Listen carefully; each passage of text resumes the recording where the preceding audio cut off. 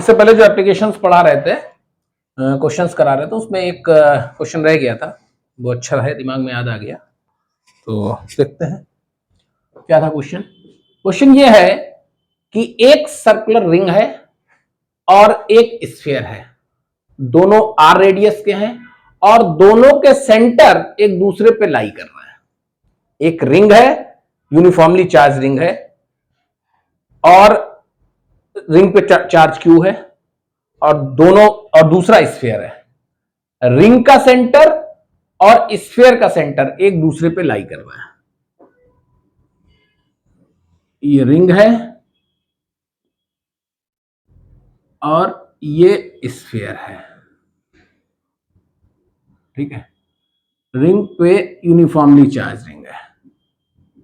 आपको बताना है कि स्फीयर से पास आउट होने वाला फ्लक्स कितना होगा। देखिए, ध्यान दीजिएगा, ये रेडियस आर है, ये भी तो रेडियस आर होगी क्योंकि ये इसका सेंटर है और ये इसका सेंटर है, तो ये रेडियस भी आर होगी।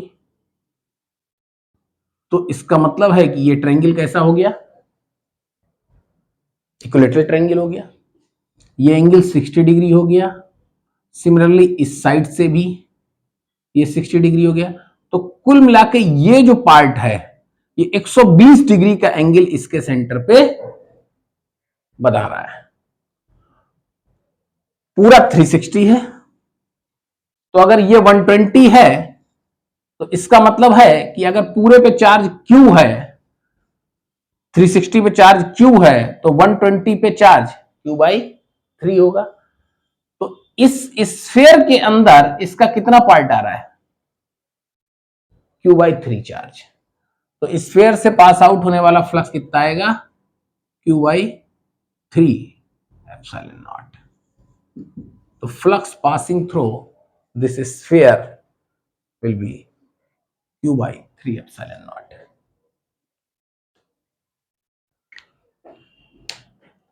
अब क्वेश्चन करते हैं।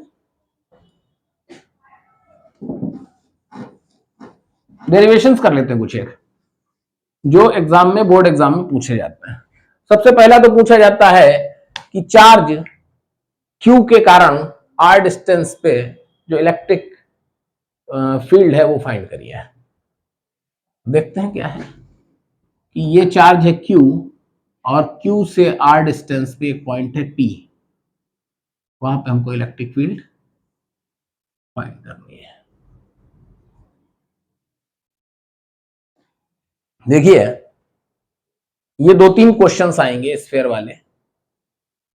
स्फीयर के आएंगे, लाइन के आएंगे और शीट के आएंगे, प्लेन शीट के, क्योंकि 3 तरीके की सिमेट्री होती है। हमने आपको बताया ना कि गॉस थ्योरम एप्लीकेबल हर केस में है, यूजफुल सिमेट्रिक केस में है।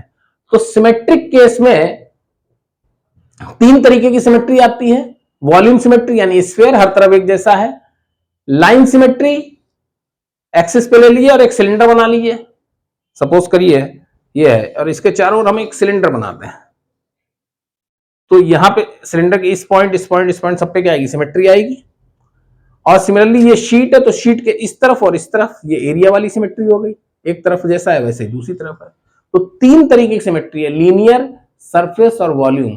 तो इसी वजह से 3 ही तरीके के क्वेश्चंस आएंगे। जब हम इसमें रिंग सरफेस, स्फेरिकल सरफेस वाले कई सारे कराएंगे। अब स्फेरिकल सरफेस वाले में सबसे पहले हमने पॉइंट चार्ज काट लिया, तो भी हमने स्फेरिकल गॉसियन सरफेस ली है। लैंग्वेज एक फिक्स है, सभी पे लिखेंगे, let a point P is at a distance small r from the charge Q। अब हम लोग let us consider a spherical Gaussian surface. हम एक स्फेरिकल गॉसियन सरफेस इमेजिन करेंगे।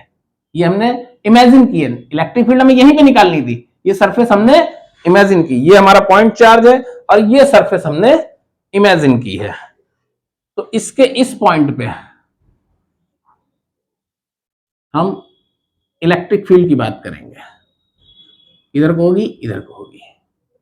आर यहीं पे ले लेते हैं, ये दिखा देते हैं आर, ठीक है। और एरिया वेक्टर भी हमारा इसी तरफ को होगा, D A vector, right. Electric field और एरिया वेक्टर दोनों एक ही तरफ को है।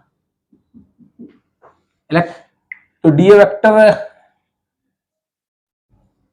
D phi equals to E dot D A, तो दोनों एक डायरेक्शन में, तो E D A cos zero क्या बन जाएगा जाके, कॉस जीरो की वैल्यू 1 होती है, तो ई डी ए।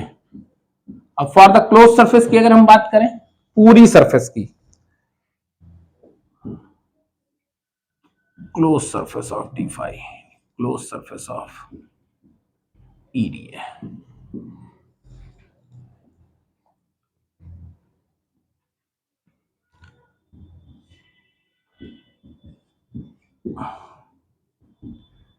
अब देखिएगा पूरी सरफेस पे due to symmetry electric field intensity यानी न्यूमेरिकल वैल्यू पूरी सरफेस पे बराबर रहेगी। तो ई हर जगह पूरी सरफेस पे बराबर है, कांस्टेंट हो गया, बाहर ले लिया।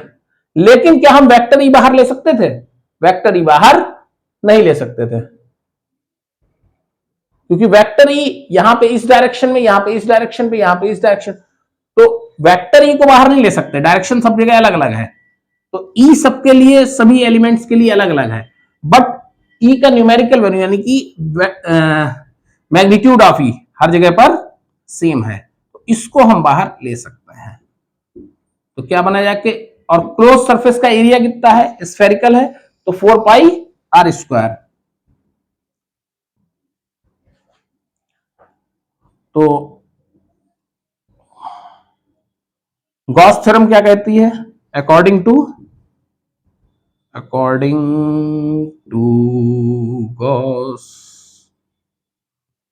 D phi equals to Q enclosed upon epsilon naught, तो क्या बनेगा जाके, निकाल दो भाई, E into D close integral of D phi क्या है, E into 4 pi r square equals to Q enclosed upon epsilon naught, और क्यू इनक्लोज इस सरफेस के अंदर कितना चार्ज है, क्यू। तो फाइनली ई इक्वल्स टू क्या बना जाके, Q over 4 pi epsilon naught r square. Okay, Gauss theorem सही है, यही तो आता है, पॉइंट चार्ज कर रहा हूं। नेक्स्ट टॉपिक होगा, चलिए देखते हैं इसको।